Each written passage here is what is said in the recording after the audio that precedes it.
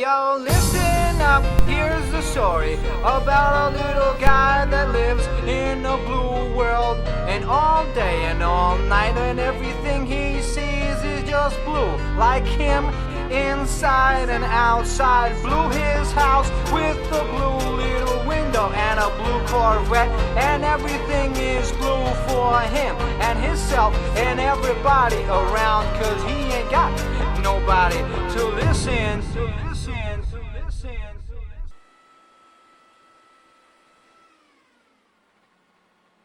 I'm blue, I've been deed, I've been died, I've been deed, I've been died, I've been deed, I've been died, I've been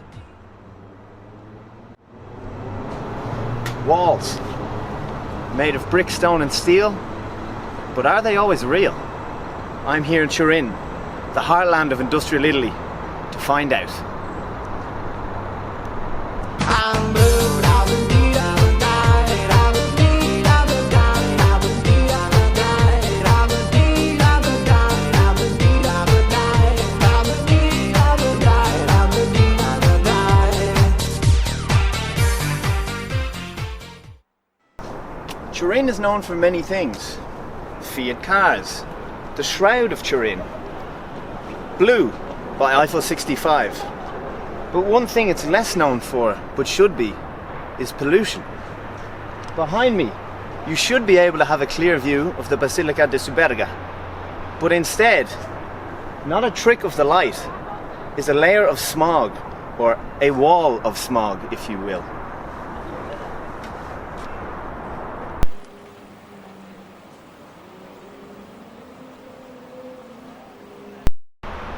So the question emerges, what makes pollution in Turin particularly bad? And the answer is threefold. The first is the influence of Fiat, which over the years has had an undue influence on the planning of the city, making it car dominated. The influence of Fiat also makes this one of the most car heavy cities in Europe, statistically. 670 cars per 1,000 residents. To put that into perspective, Dublin has 445. The second thing is industry. Industry here was and still is big business. All of those emissions add to the melting pot, which is the Turin pollution. And finally, it's the geography of the area.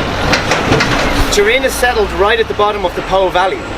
This makes air exchange very, very difficult, and smog subsequently rises and lays right above the city.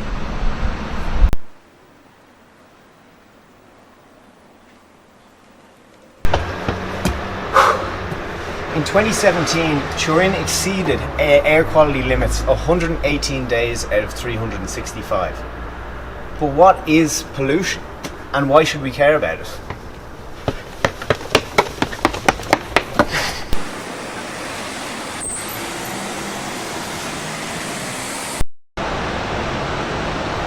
Now, there are many types of pollution, but when it comes to cities and air quality, one of the most dangerous types of pollution refers to particles. Now, particle pollution is measured in PM from 10 microns down to 2.5 microns.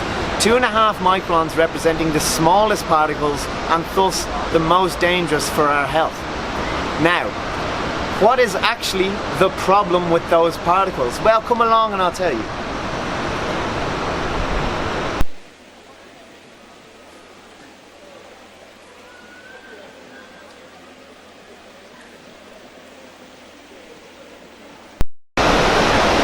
Air pollution has been described as the single biggest environmental issue that we face in Europe.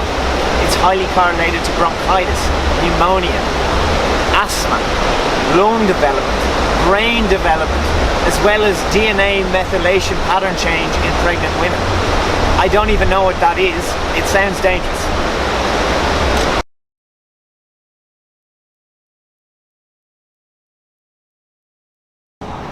As a result of these risks, two things happened in 2017. Firstly, a low traffic zone was introduced in the centre of Turin. But secondly, this was not much use to kids on the outskirts of Turin, such as here in Vanchiglia. But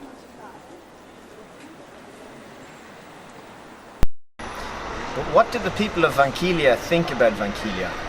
We hit the streets to find out. So we're here with Roberta and Virgilio, who are residents here in Vanchiglia, and I'd like to thank them both for joining us here today. Guys, So, what is air quality like here in Vanchiglia? it's bad. It's incredibly bad. And it's worse any year. So it's worse and worse. Okay, we don't have any more automotive industries. So we can say that where all this pollution comes. And probably it comes from heating, from the house heating here. Exactly. Yeah. And in terms of school children here, do you ever hear about problems with asthma or breathing problems because of the air quality? Do you worry about that actually? Aumento di asma, eccetera, nei bambini. Purtroppo. Yeah. She's an example. Exactly. Me too. Folks, thank you very much for speaking to us. It's very good of you. Yeah. A group of researchers here in Vanchiglia took on this question of how to improve cities and asked residents one thing. What's it like to be 95 centimeters tall? The average size of a 4-year-old. They led a number of interventions with local schools, and one of the big success stories is right here at this roundabout, where they managed to pedestrianise it and introduce a playground in the middle. But of course, this is never enough. If we want to improve public space, it takes interactions right from the level of the city and national government down to the grassroots.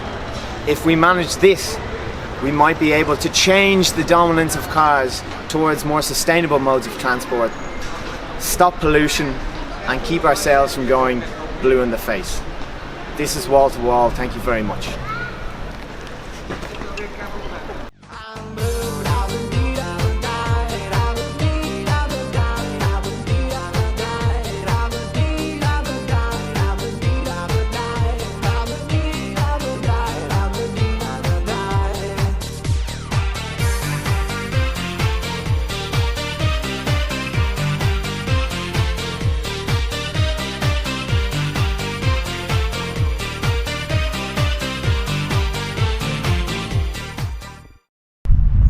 People often ask, what makes Turin such a shithole?